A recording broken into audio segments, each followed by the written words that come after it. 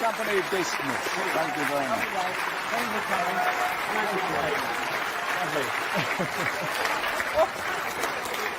Lovely. Tonight's episode of Sky Blue History could easily be filled with the exploits of this season, but instead we thought we'd take a step back and speak to someone who feels this club just as deeply as any Coventry City supporter. I'm Claudio Cardellino, and alongside club historian Jim Brown, we are delighted to welcome a true Coventry man. Coventry born and bred, a City boy through and through, a former player and manager of our football club, and a key figure in one of the most important chapters in Sky Blue's history. He was part of that Sky Blue revolution that saw Coventry City crowned champions of the old Division 2 for the very first time in 66-67 season. A decade later, he repeated that success with Wolves. Over the years, he's played in both a League Cup final, FA Cup final, built much of his side that brought the FA Cup to Coventry in 1987, then his own moment of glory in 1988 with Wimbledon's famous Crazy Gang. It's a remarkable football journey, and we're honoured to share it with him tonight. So a very warm welcome to Bobby Gould. Good evening, Jim, and a special good evening to you, Bobby. I hope you notice I've got my sky blue sweater on. I can see that. Oh, bye. Yeah, so I've got sky blue on as well. Yeah. I just realised the opening credits. We probably need to, for YouTube. We need to add the new champions of the championship, shouldn't we? Really. But before I hand you over to Jim, I've got to ask you something, Bobby. As the years go by, does that passion for the game ever fade? Because I have a feeling, in your case, it never has. It's something that was in the blood, as you might say. My dad used to play for Singer Motors, and he was a mechanic there, and then he went to Humber. Unfortunately for him and for me, he went blind, and that was when I was just breaking into the team, and it was such a sad time, you know, that my father never saw me actually play football and for Coventry City. And I used to go up to Coventry City, Highfield Road, with my granddad, and he used to take me and put me in the seat and everything. I was only about 8 or 9 years old, so.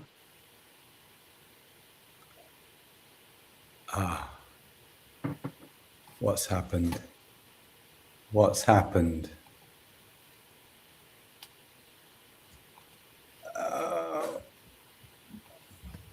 I think I'll try and ring Marge, shall I? So we had a slight break there because Jonathan, Okay. of course, No problem. Jonathan Gould, of course, Bobby's son, just ran from New Zealand. So anyway, you were saying, Bobby, your passion for the club and how it all started from way back from your grandfather bringing you to Highfield Road. Yeah, that was when I was about 5 or 6, and he used to go up there from Clifford Beach Road, and he took me up there, and he introduced me to Highfield Road, and to see a performance coming out and scoring goals, having watched the first team, was unbelievable, really. But it was true, and it was lovely to be part of Coventry City's history, to be in a big way. So did you have any heroes when you were a child watching? Yeah. The biggest, Reg Matthews. Yeah. No doubt about that. He was a wonderful goalkeeper, and lo and behold, he went on to go to Chelsea, and he was a great goalkeeper. And I used to go and sit on the wall opposite his house in Wyking. And he used to come out, and I used to wave to him. And as long as I'd waved to him, I was happy as a bee. And I used to live round the corner in Fortnell Avenue in Wyking, and Reg was round the other side, and he was a lovely person as well. Yeah. So as far as I remember, Bob, you were on the ground staff, or you'd had trials before the Jimmy Hill time. Yes. You were rejected, weren't you? Yes, I was told I wasn't good enough, and that I was in a situation of leaving school and everything. And Jimmy the manager then was in a position of releasing a lot of youngsters, and the youngsters we went. And then Billy Frith was the manager. He got the sack, and there was a gentleman called Jimmy Hill from Fulham, and he came up as the manager. What he actually put into position was all that had been allowed to go for trials. I went for trials at Chiltern, and he said, and I played in this trial game, and he came up to me, he says, I'd like you to sign, or I'd like you to come back to the ground. I said, I'm sorry, Mr. Hill.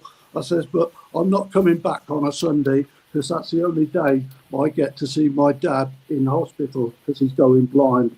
And he says, you and me will be all right, sunshine. And that endeavoured to take me back to Highfield Road. And I made my debut at 17 against Shrewsbury away.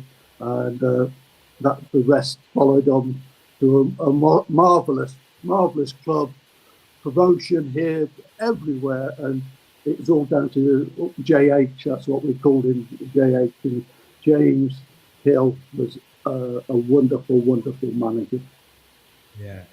So when you made your debut, as you said, it was against Shrewsbury. Was it because George Hudson was injured, or do you remember? Yeah. Yeah.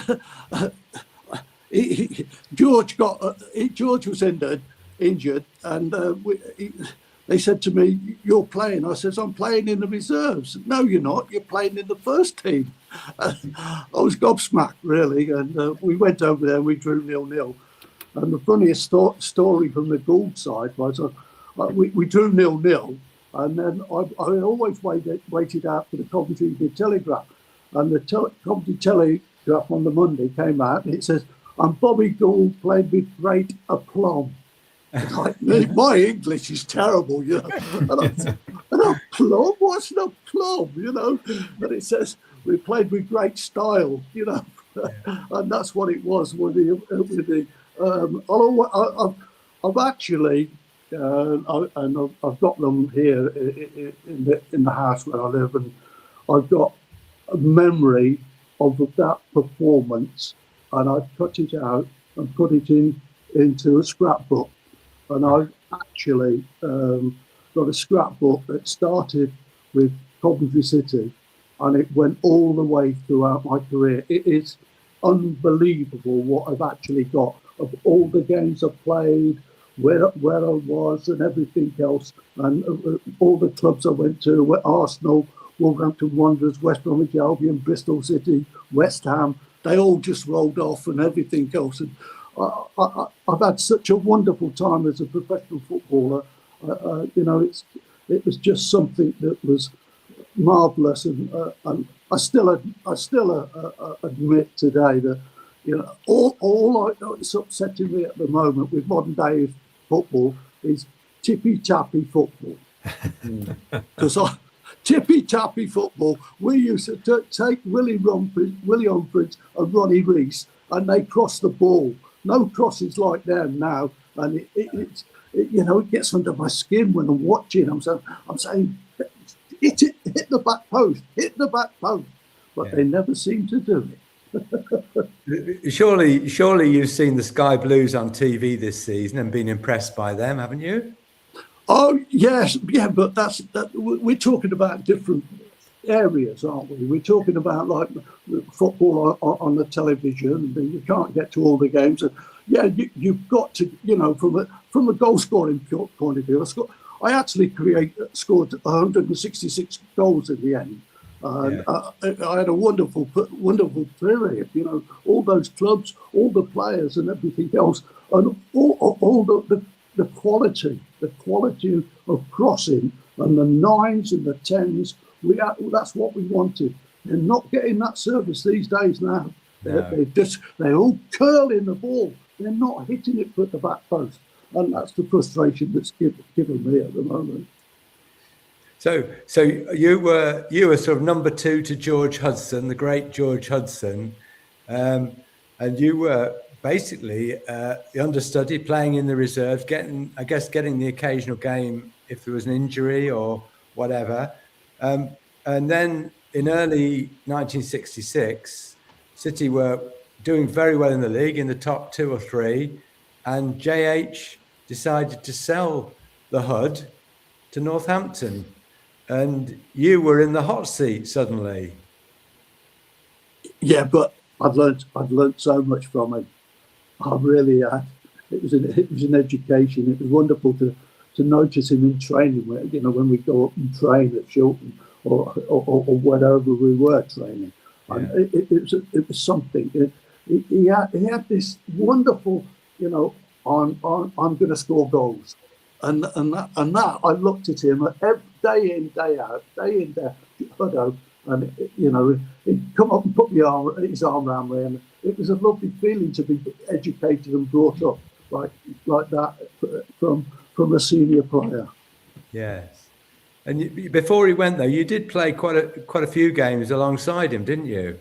Oh yeah, we did, and but the circumstances are that you're out there, you're watching him, but at the same time you've got to produce yourself, you know, and you just don't become battened down. You wanted to be free, and that's what I was. And he never begrudged me whatever I did in that 18-yard box.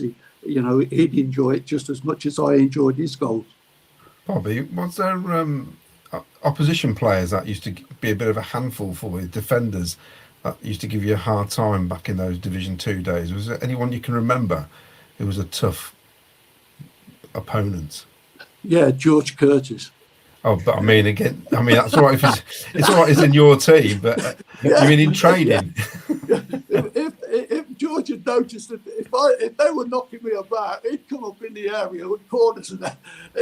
You know, George was he was my roommate eventually. You know, we used to travel about, and George, we travel about, and we had one bout when we went down to Southampton.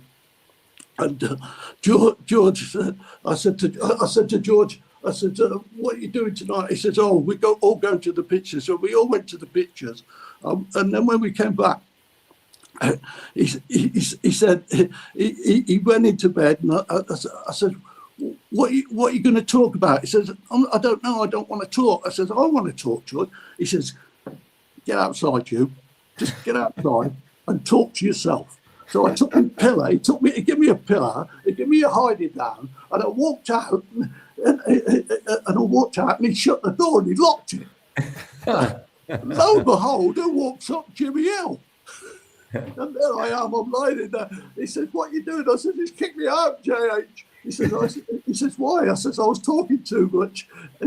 And so he knocked the door, and George came, and George was there. It was just one. We all cracked up laughing, you know, and that was Coventry City, fun, but at the right time in the right place.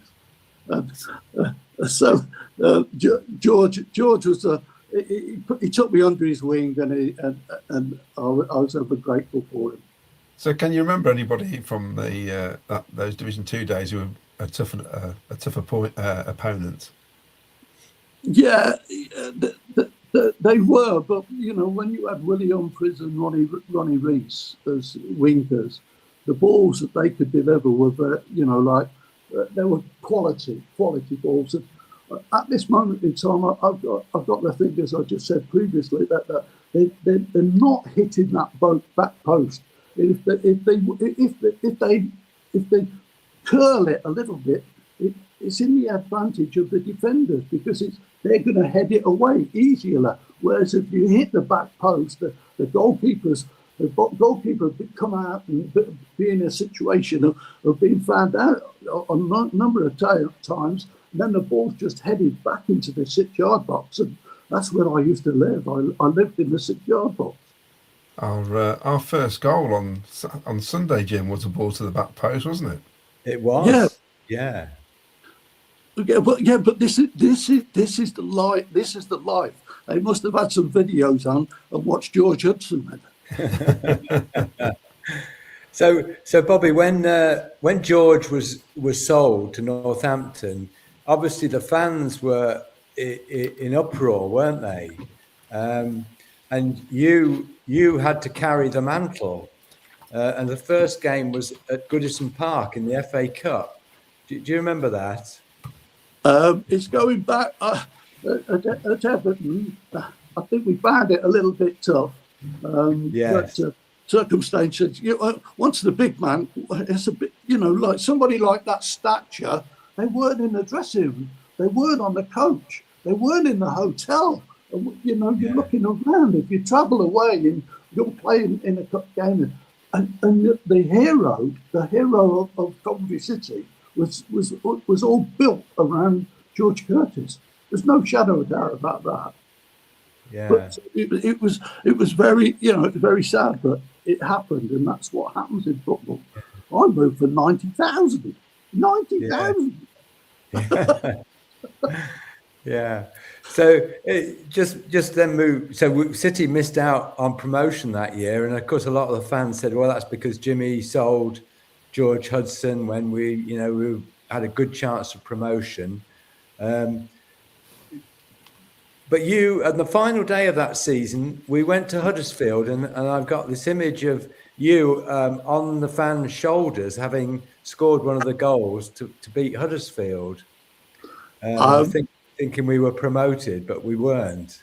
Yeah, no, it was a strange afternoon, really, to be perfectly honest. We wanted to win and everything else, but the circumstances were with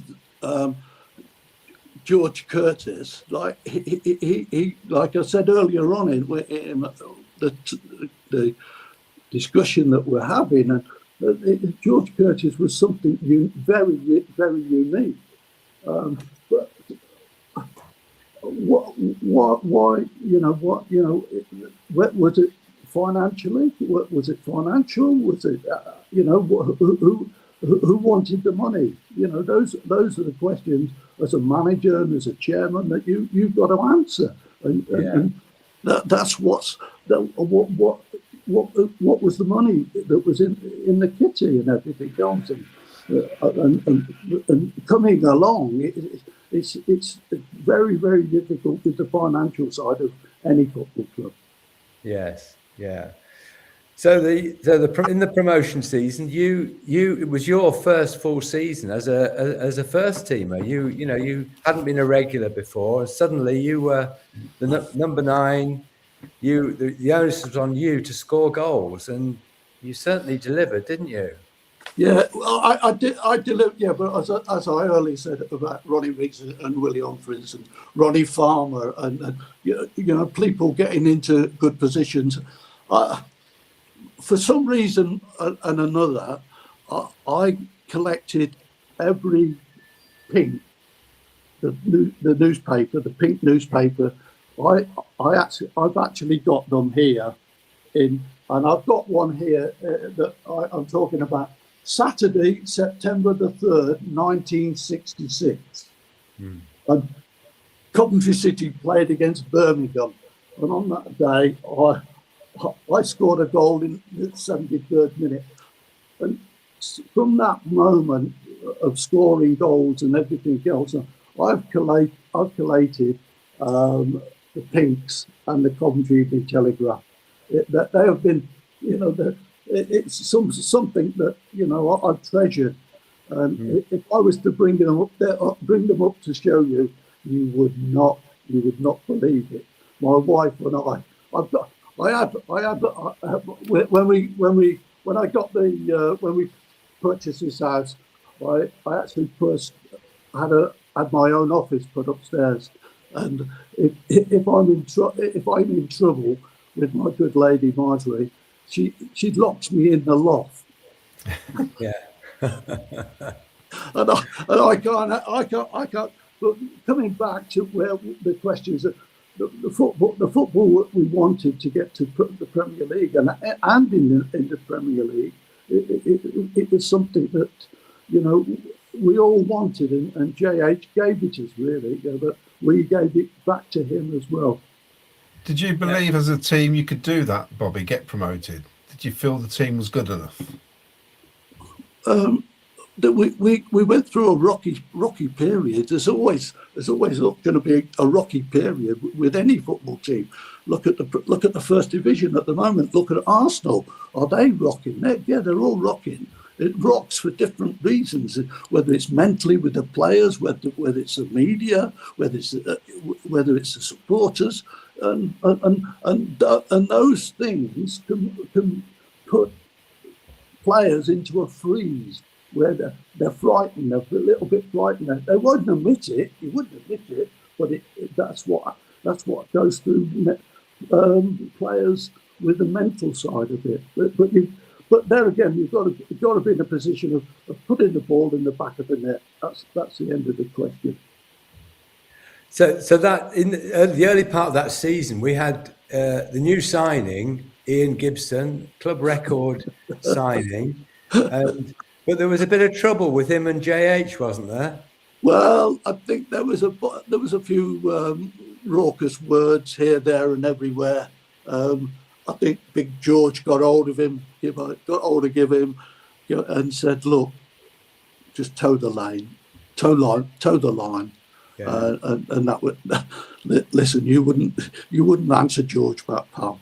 No way.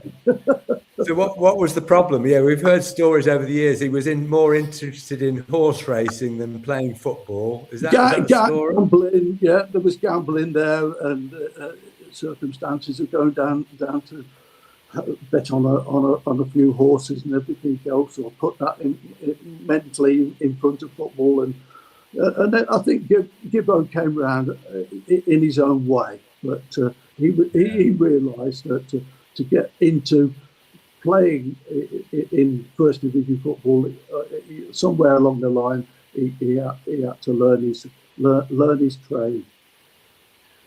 How did you rate him as a player? Gibbo, he'd be good.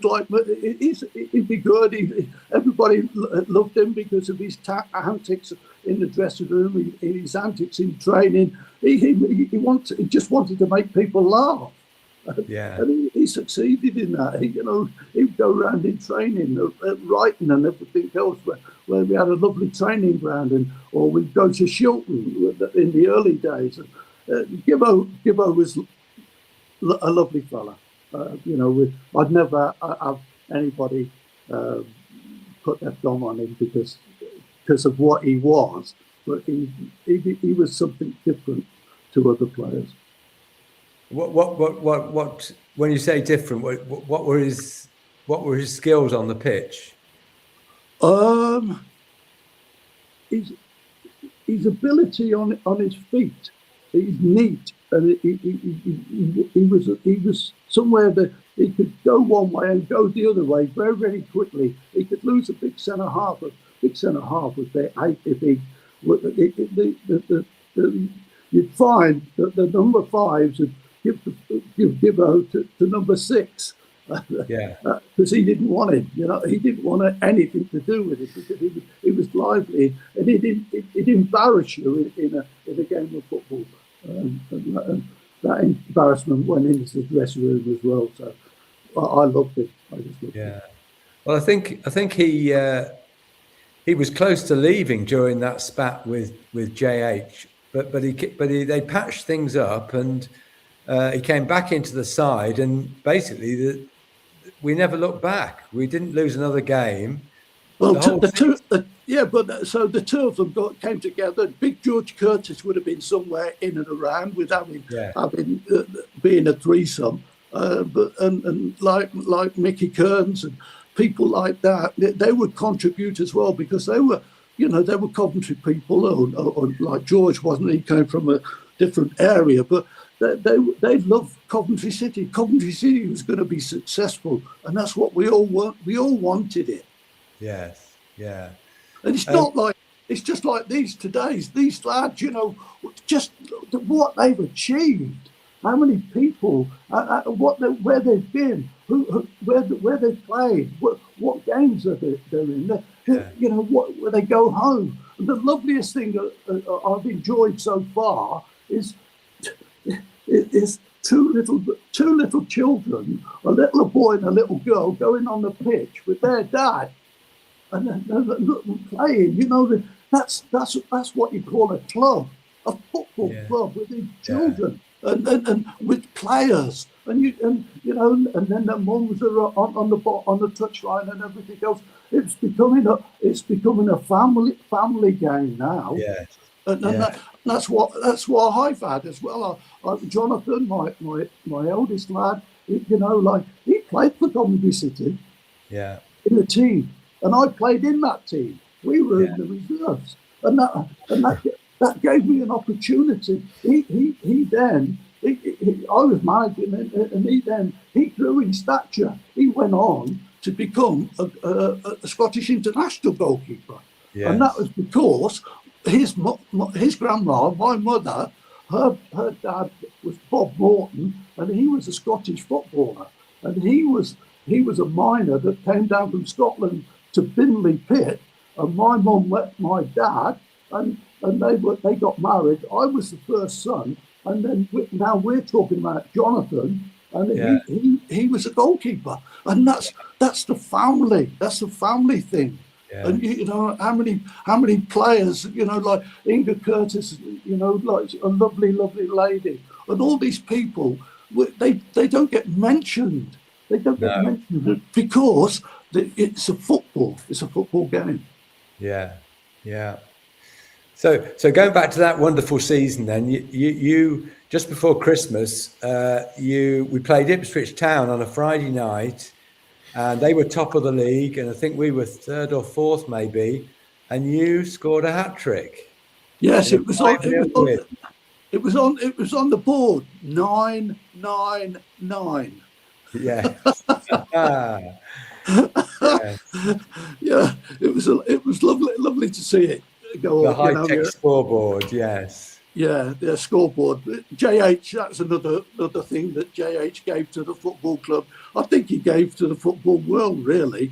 You know, and not to have a scoreboard there. Yes. It was lovely. 999. Thanks ever so much. And I scored a header, I scored a shot, and everything else. You go in the dressing room and he'd just come over, he'd pat you on the back, and that was it. You know, he acknowledged the hat trick that I scored. Bobby, was Jimmy a tactician or a man manager? What was he like as a manager? Brilliant. Alan Dix was the coach. Alan is he lives in Bristol. Yeah. He's of a wonderful age. He's a wonderful age, and I was transferred down to Bristol City with him, and that's what I live in the West Country now. And Alan Dix was at Chelsea, and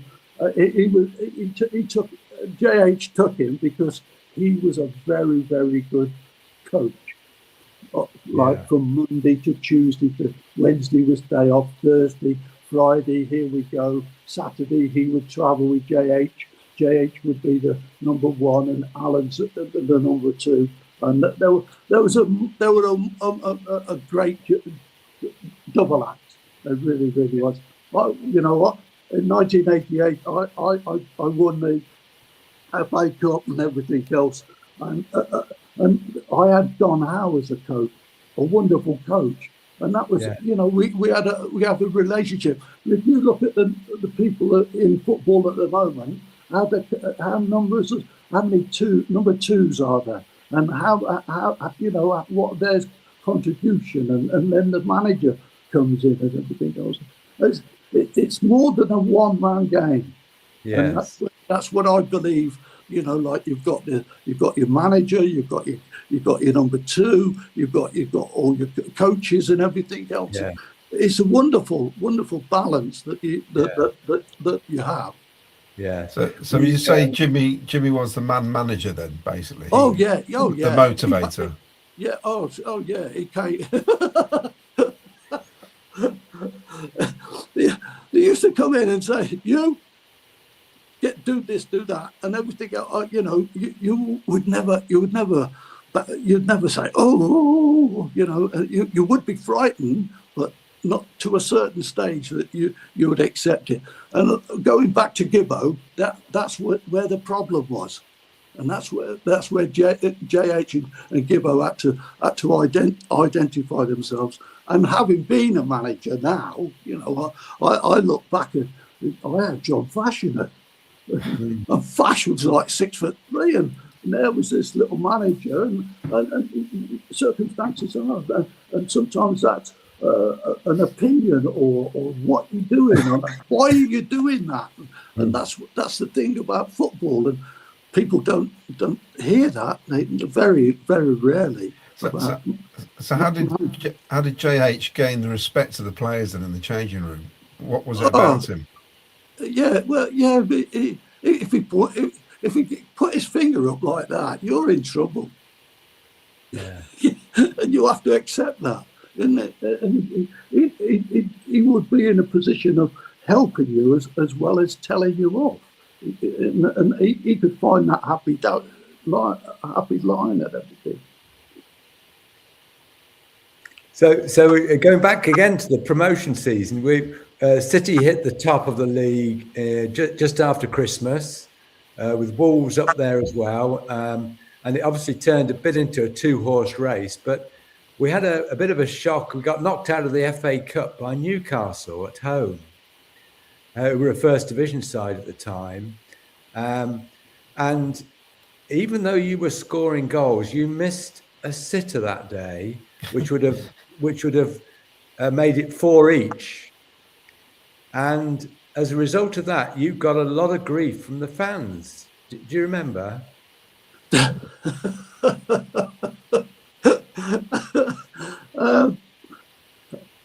put cotton wool in my ears. Did you? I had to. Yeah. The crowd, as an individual, you always want to win them, win their people who want to convert themselves, and they paid their money, and if they're not happy, and then they've got to enjoy spending the money somehow, And I was in this situation. Yeah, you missed them. You said to yourself, "I've made a mistake. I won't endeavour to do that." And that's a situation. You have to, if you give it, you've got to take it. So is it true then you got hate mail after that?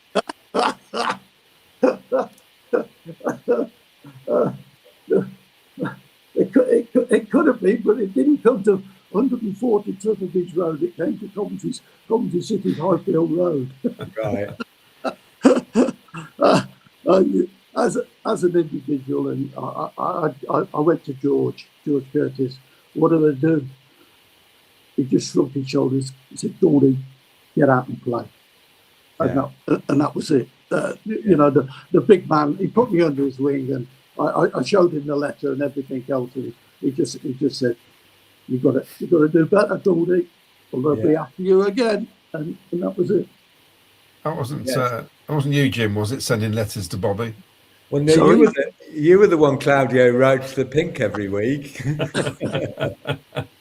I looked up, but I was a kid, and I'd go up to Highfield Road with my granddad, or I could go up with my friend Terry Clark, who went to Calhoun Castle and everything.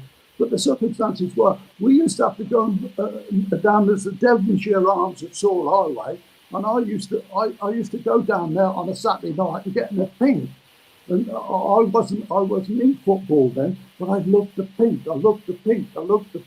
And then once I got the opportunity to see your name and everything, it's phenomenal. And I'm telling you now, the pair of you, I've just gone up in my loft again, and I can't believe the amount of Coventry Evening Telegraphs or the Pinks as well. And on Saturday, where was it? I've got them all here. You lads can see them. perhaps the viewers can't see it and all that. Yeah. I've got all these. I've got Coventry City 1, Bristol City 0. And I've got Gibbo's got gold. Gould's got them as well. Gould's got one. Yeah. And they Bobby, the pink doesn't exist now, but the Devonshire Arms is still there. That's one good thing. I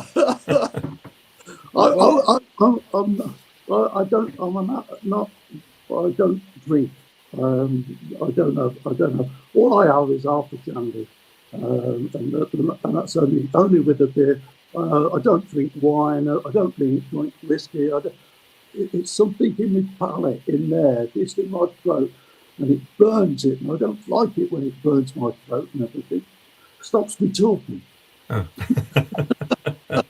Well, after the hate mail, Bob, I think it's a credit to you that you obviously ignored but I'm sure it must have had some impact on you. But on the pitch, you've been scoring well. I think you already got something like 13 or 14 goals, but you went on a phenomenal run after that. You scored 10 goals in 10 games.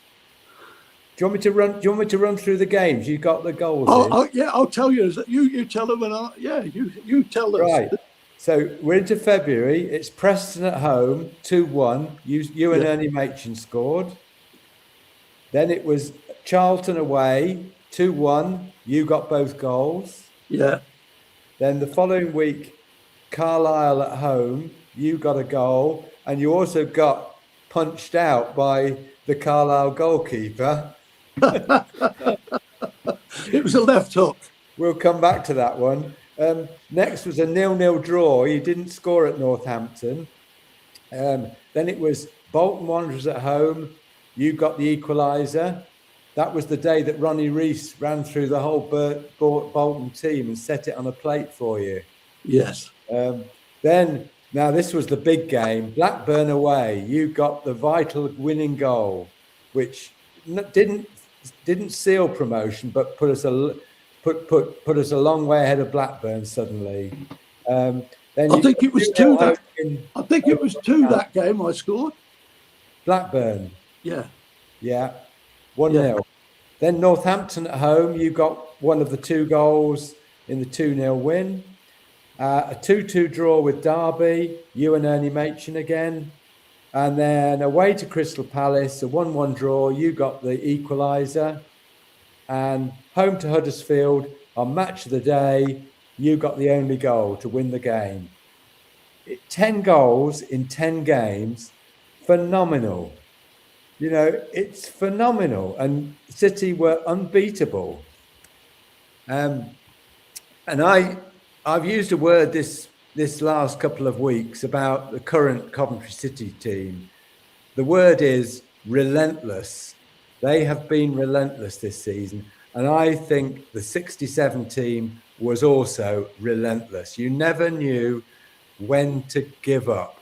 You know, I can remember a late equaliser at Rotherham at Christmas, the late winners against Preston at home, Carlisle, that famous game where you got knocked out. It was another late winner. Every week it was late goals that saw us over the line. I think it was down to JH and Alan Dix, who I referred to earlier. You know, like during the week you have to prepare people and everything, and you have to recognise that. You know, and the management was fantastic. It really was, and I've emphasised that earlier on. And yes. And this is what managers, you know, just imagine what the Chelsea managers, how they're going to handle that. You know, look at Arsenal. Are they rocking? Are they rocking at the moment? Who's going to be there to be strong? Who's going to supply the information? Who's going to say the right thing at the right time that gives you a lift as an individual? Yes. And JH and Alan Dix were those people. They were. Yes, no doubt about that. there was a little lad called Peter Hill who was the trainer. But Yeah. Pete he played. Well, I watched him when he was at Coventry City with my granddad. And Peter he was never forthcoming, but he just used to sidle up to somebody. And Pete had a contribution as well, because he'd been out there, he'd seen it, done it. JH had been out there and seen it, done it. Alan Dix had been out there and seen it and done it. And that's a collective thing, and that's what Coventry City have had in the last 3 or 4 weeks.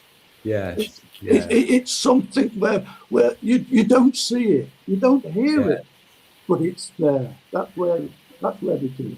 Jim, how many of this team were local lads at the time? Well, Bobby's already mentioned Mick Kearns, who was from Nuneaton, wasn't he? Yeah, Mick was a good fullback. He was very studious, very. He was a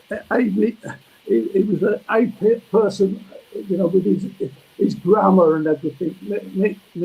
Mick's a lovely lad, and a great friend still. And then there was Brian Hill from Bedworth. Very quiet. Yeah. Hilly, number 6. But a good player, good marking, good marker. Good player. Yeah. But he had a lot of injuries in his career, didn't he? Yeah, but the circumstances are that in football, that is the one thing that you fear: having injuries, groins, hamstrings, calves, everything. Feet, and it's really difficult. So I got carried off when I did a medial ligament, and I was in plaster from the thigh down to the ankle, and I just got married. And you think to yourself, "Oh, blimey, I've got another, got an injury," and I was like 12 weeks in plaster. And of course, Dietmar was, although he wasn't born in Coventry, he was a Coventry lad, wasn't he? I'm not referring to his original name given to him by the dressing room. Dietmar was a great. He was the winner. He was good. If anybody's going to win the ball, Dietmar Brook would win it. Him and George were a great pair at winning the ball. And your tan, Bob, is almost as good as Dietmar's. Oh, I saw him on Saturday. My word, he looks like Donald Trump at the minute. Well, okay. Jonathan, our eldest son, has property in New Zealand, and about 3 weeks back, I came home with Marjorie, my wife of 59 years. I think we've been married together, 59 years, and she books up all the holidays. So don't refer to me about holidays. You ask Marjorie if we're going away again. Because I think she booked it up for another couple of weeks, and we'll be going away again. We had 17 weeks in New Zealand, and if you want to go to a lovely, lovely place, get your backsides over to New Zealand. I was thinking, Jim, maybe we should have Marjorie on as the life of a wife of Bobby Gould. That could be quite interesting. A wag. Yeah, a wag. No. Give credit where it's due, and she's brilliant with these. Bows and everything. I'm way out my depth, and I'm very happy to be able to talk to you gentlemen for this length of time, because if it breaks down, I'll go, Marjorie! So I want to know, Bob, what Marjorie said in 1967 when you were due to get married, and Derek Robbins gave the whole team a trip to the West Indies for winning promotion, and you were due to get married. What happened then? I went to the Caribbean, and my wife to be, my wife was then. She sent me a letter over, and it was a love letter. She gave me permission to go, and we went to the West Indies, We stopped in Bermuda on the way over. And if you got married and then you're in a situation of all the lads going across to the West Indies, she was lovely about it. And ever since we went over there to the West Indies when we had enough money in the bank, and that's where it all. That's how we all travelled. But I've got to admit now, I do admit that she organises all the holidays that we're going to have. Yeah. But yeah, there was an injury around the corner. Just as City were about to win promotion, you had got an injury at Cardiff. Was it your thumb or your wrist? It was my scaphoids, my two wrists. When I went down, it cracked, and I got it was my left one, my right one. And my scaphoid, I broke my scaphoid, and I was in plaster. And if you look at all the pictures, last two games I missed out on. But I ensured I got up into the. I've got pictures like in my scrapbooks and everything, and I was in the stand, and I was waving to everybody with my broken wrist. Yeah. So that was it, man. So you missed the biggest game in the club's history against Wolves. Yeah, but we but it was. I'd done my. I'd given my ability. I'd done everything I could for a club that I'd witnessed and I'd been with since I was 5/6 years of age, and that I actually stood in the same stage where that day when my grandpa would have been, because it was something that was unique and was special for me. I really enjoyed that. It must have been a blow to miss those games, those final 3 games, though, wasn't it? No, not really. I'd contributed what I could. I've given to my hometown club, and I loved it. I enjoyed it.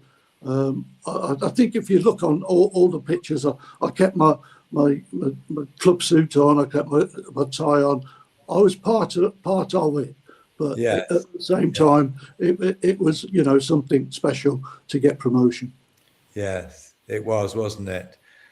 So, what did you think on the eve of the new season when JH announced that he's leaving? I'm not quite sure whether the chairman, Mr. Robbins and Mr. Hill, I wondered what the discussions were, to be perfectly honest. And it was something that we weren't involved with. We respected the JH, and we he got us there. But there was another opportunity for somebody else to come into the football club, and that's JH moved on, and that was his decision. We all respected it, and we all enjoed what he did. And he went on to become a great man on television, didn't he? He did, yeah. There must have been some sort of disappointment though, Bobby, because obviously he'd done so much that he didn't just take us on a bit further. Yeah, but I think this is where people look at people in football at opportunities. Okay, so I'm in a situation of being at a football club and then being asked to go and manage Wimbledon. And I looked at Marjorie, and Marjorie said, "What?" I said, "I've been invited to go manage Wimbledon." She said, "Wimbledon?" She said, "Yes." She's just looking in the window. I'm at home by all you people listening, and she's just come in the window. Anyway, so the circumstances where you've got to go where you've got to go, and that's it. And I asked to go to Wimbledon, and Wimbledon accepted me, and I've had a wonderful career. You know, you look back and you say to yourself, hey, Goldie, what you're doing in this year, I've got books on this table here. I've got Coventry City's diary. I've got Coventry City from 1883 to 1991. I love that he's advertising your books here, Jim. It's great. Yeah. And then I've got champions of 1997. This is it's a love, it's a passion. I look out of a window. I look at the Bristol Channel. Financially, I've been sensible. My wife's been brilliant. We had two sons. Two daughter-in-laws. We got 4 grandchildren. What a life! What a life! Yes. You can't ask any more. No. If people are safe, or they're persons, and they've got to be enjoyable. You've got to be loved as well. And that's one word we've never used in this conversation. Loved. Yes. Well, we love Coventry City, don't we, Claudio? Yeah, to the point where it's. We know you do, Bob. So, into the first division. I'm so pleased that I've been invited. I hope I don't bore people or anything. If you edit it in certain areas, I don't blame you. You know, this is what it is. It's a life. Yes. On June the 12th, I'll be 80 years of age. 80. Mate, you're looking good. Bobby, we don't. I should do with this suntan. We don't edit anything. A, because we like it as it is, and B, I haven't worked out how to do it yet.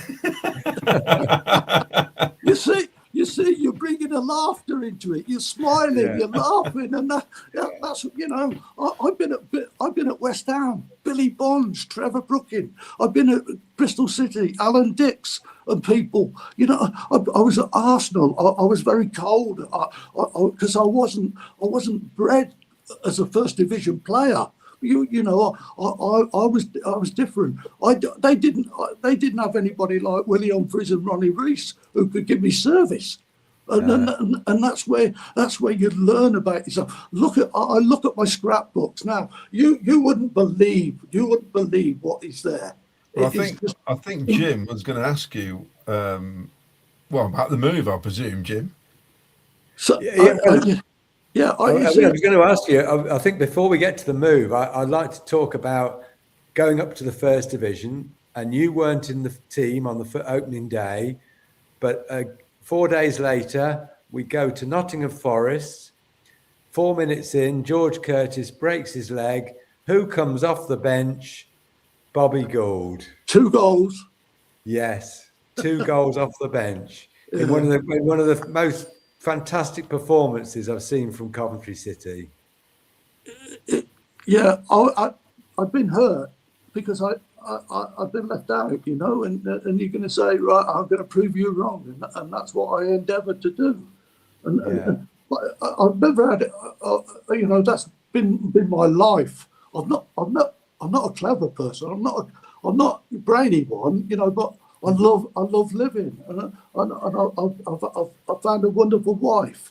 I've had a wonderful wife. We've had a marriage. We've had 2 children, and as I just said earlier on, they've branched out. They've gone their own way. Richard, our other son, is with the MCC, and about 3 weeks ago, he got hammered. My son got hammered, but because England had lost in Australia. And I went out and bought every paper. National newspaper, and to see what they'd said about my son. Because I was with the media all throughout, and I learned a lot about the media. And it cost me £16 for a daily paper, £16 to £20. And I went out and I bought that, and I've still got it. And I watched people. If what they say again and everything, but that's life. I want to protect my son. I want him to be somebody he is very clever. He's a very clever person. But this is what I think at times, we forget our loved ones. many times as Marge, like loved ones and everything else, and being with me, travelling, going there, not going there, and everything. But that's life. And if we can give our best, then what more can you ask? So do you have any memories of that Nottingham Forest game? Yeah. The ball hit the crossbar and we're holding the back of the net. And I think I looked over to the dugout and went, "That's it." And somebody had dropped me. Okay, that's it. Yes. And then I scored another one. And I think it was Brian Lulu. He came over and he started to maul me and give me a good cuddle and all that. And that cuddle was everything. You think to yourself, yes, I've got another one in a sky blue shirt. So who was you? Yeah. Who replaced Bobby in the lineup then, Jim?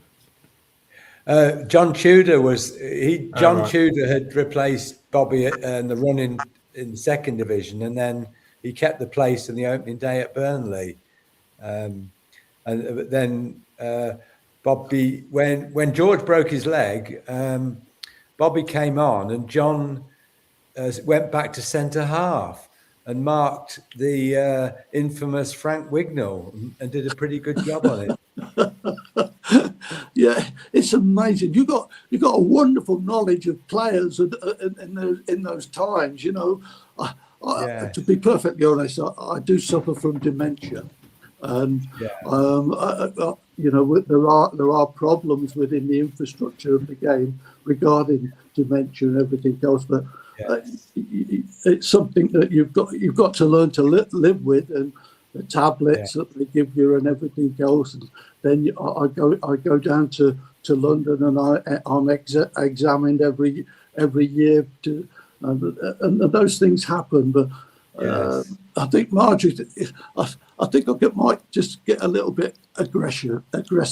Bobby, okay. Bobby, you're doing a great job. You Bobby. are. Yeah, you're doing a really good job. I mean, I blame footballs that used to look like these, I presume, is the culprit. I've got one upstairs. And it's a hat trick. I scored a hat trick.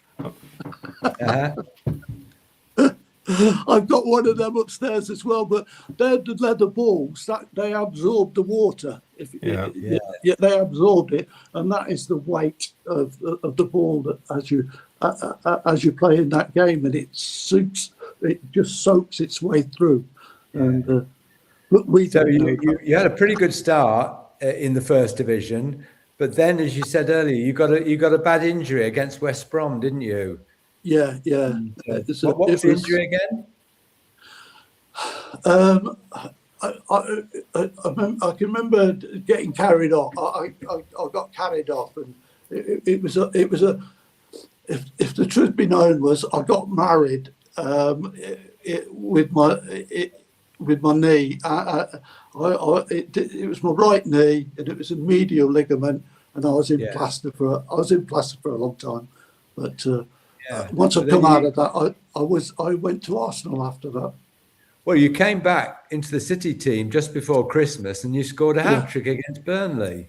Yeah, and I think that's it's a terrible habit. It's a terrible habit of scoring it. I feel right, hat tricks and all that. Yeah, Jim, what was the fans' view of Bobby as a fan? I'm asking Jim, what was the fans' view of Bobby as a player? Well, I think he was a hero because he scored all those goals to get us into the first division. But I was a 14-year-old lad, and they were all heroes to me. I didn't have the appreciation of that maybe I've got now of assessing a player and with my own opinion. But when you're 14. They're all heroes. You used to wear the bobble hat with all the little star badges round it with the players' pictures on. And, whether it was Bill Glazier, Ian Gibson, Bobby Gould, Ronnie Rees, they were all our heroes. I can see that picture.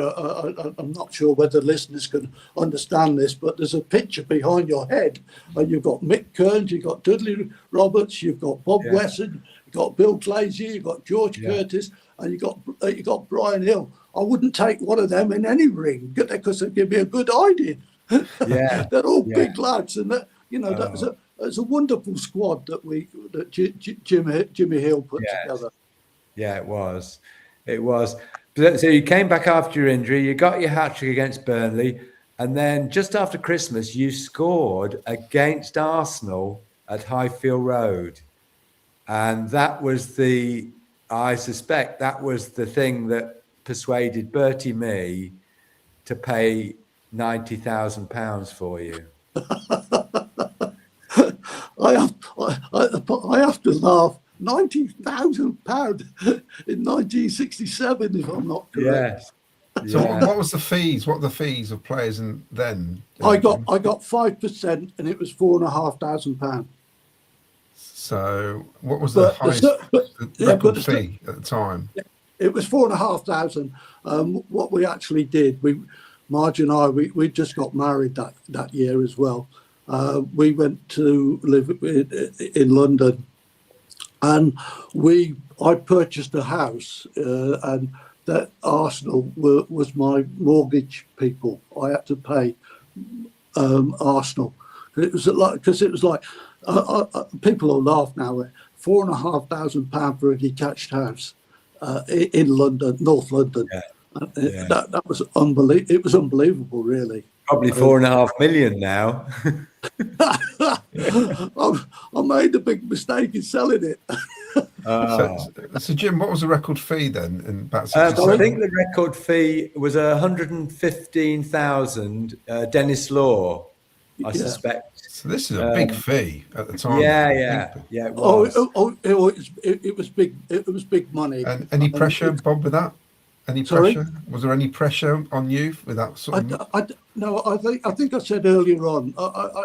They didn't have a Ronnie Rees. They didn't have a Willie Humphries.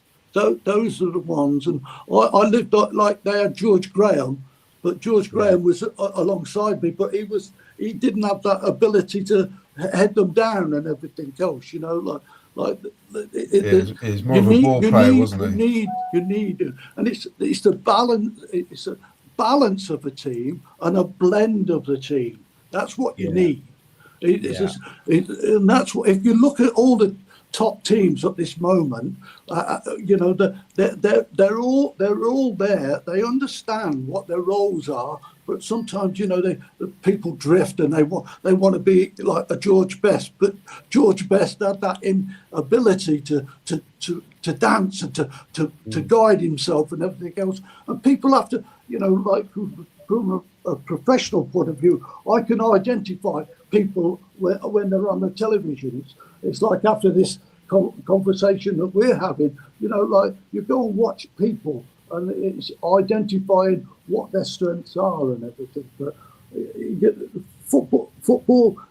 But I'm not quite sure whether the modern day footballer is demanding because of the financial wages that they're paying these days. It's just unbelievable. Jim, do you think then when they signed Bobby, they just saw the goal tally and didn't really think of how they're going to fit him in the Arsenal team? Yeah, I don't know. But it's you read the papers, and I think there's one Manchester United player getting somewhere a contract worth £15 million. I wouldn't get out of bed for that, Bobby. Yeah. So what were you when you signed for Arsenal? What were you paid? I had £4,500. So no, your wages. My wages, well, I think it was somewhere in the region of about £60. Right. And what were you on at Coventry before then? Oh, 30. You're right. Yeah. So you double your money. Yeah. You go, but you're going to live in London. You're going to be in a situation of that. And I put it down to my football boots, though. To be perfectly honest, Yeah. I was in a position. I was in a position, and I like playing with a certain football boots and everything else, and it's something like that in your own mind, and you say to yourself, I went to Arsenal and I said, what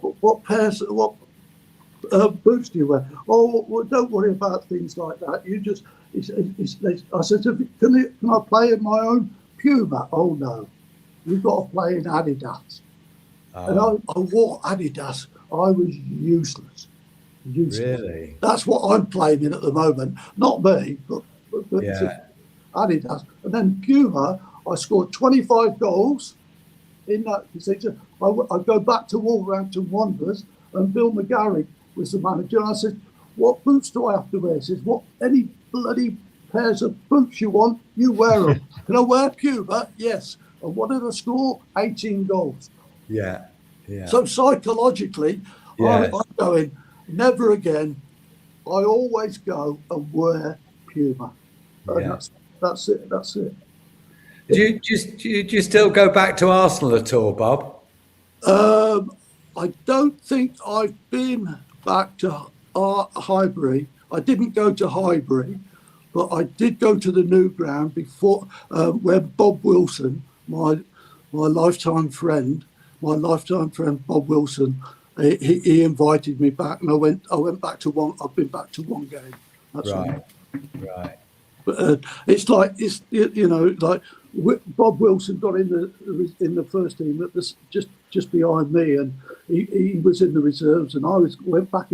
I played in Arsenal reserves, and he was playing in Arsenal reserves, and we had this. We've been the greatest of men, friends and everything. And he came into he got into the team, and he was a wonderful goalkeeper. But I took the mickey out of him because he was an ex-school teacher. There's another story. Well, some great memories, Bob. Some really good memories, and it's been fascinating to hear about your days at Coventry City. And it'd be nice to come back in a few weeks' time and have you talk about your managerial career, because that was pretty illustrious as well. Pretty stellar, wasn't it? That's a great word, illustrious.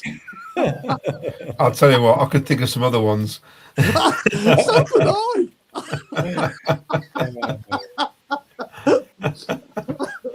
We'll call it a day for tonight, shall we? Okay. I think Marjorie's. She's not appeared in the. I'm in the dining room at the moment, to be perfectly honest. But no, she's a great wife. Yeah. It's thanks for coming on, Bobby. We'll come back again in a few weeks' time. I know my man watching the City back in the 60s was a big fan of yours, along with big George Curtis, and he used to tell me plenty of things when I was growing up about Bobby Gould, and it'd be great to talk about your managerial career, because when you did appear at the doorstep at Highfield Road, I can remember the fan base being elated that Bobby Gould had come to manage Coventry City, a City old boy, and it'd be really great to talk about that, won't it, Jim? Yes. Yeah. 1987. How many of them were my players? Exactly. And it always gets noted. Everybody says that. I'll give you credit for it. Yeah, definitely had a good eye for a player.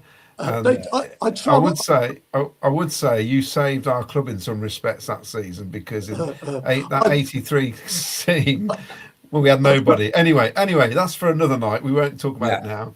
Okay. If we do this again, I'll take you up into my office. It's in the loft. As long as you let us back out. You'll love it. You'll love it. I'll take you round. It's got all things. It's got all words and everything else, and we'll go from there. And in. It's been lovely talking to you. I hope I haven't, bored you. No, not at all. We love it. And to anybody listening, thank you. Well, if Yeah, you play want up Sky more, Blues. yes, you want more of this, contact Jim at claryborton@gmail.com. Bobby Gould, City Hero, thank you very much. And we'll be back next week, I think, Jim. Yes. Playing Sky Okay. Blues. Good night, And we Bob. are. Good night. God bless.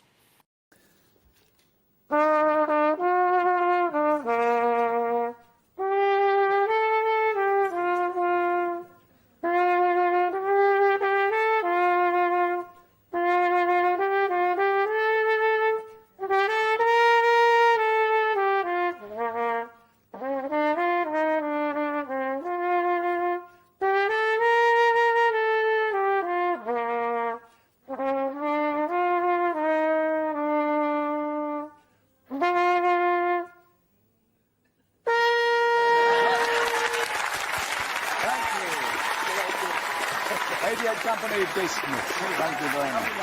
Thank you for coming. Thank you. Lovely.